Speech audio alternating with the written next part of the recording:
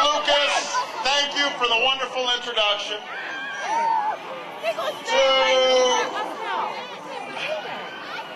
To Governor O'Malley,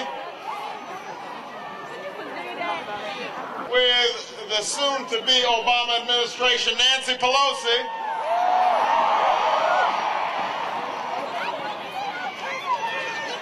to members of the Maryland Congressional Delegation, to Maryland State, and the people of America, thank you.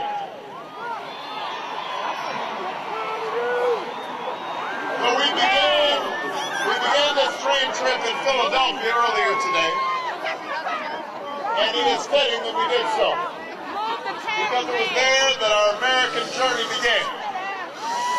It was there that a group of farmers and lawyers, merchants and soldiers gathered to declare their independence and lay claim to a destiny that they were being denied.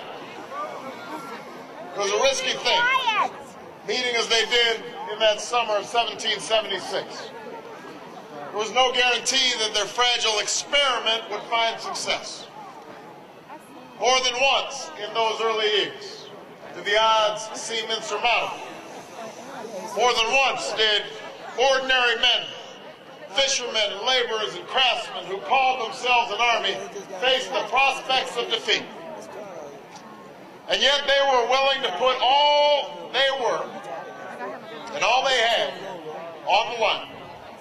Their lives, their fortunes, and their sacred honor for a set of ideals that continue to light the world.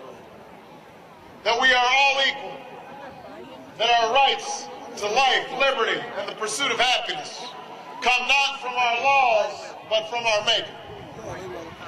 And that a government of, by, and for the people can certainly endure. It was these ideals that led us to declare independence and craft our Constitution, producing documents that were imperfect, but with the blood, sweat, and tears of future generations had within them, like our nation itself, a capacity to be made more perfect. After a few decades,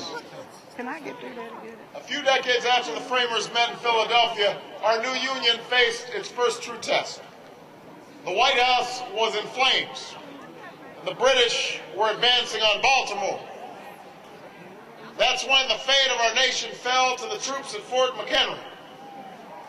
They were a varied lot, these troops, sailors, militiamen, even a runaway slave. But on one long and rainy night, they beat back the greatest navy that the world has ever known.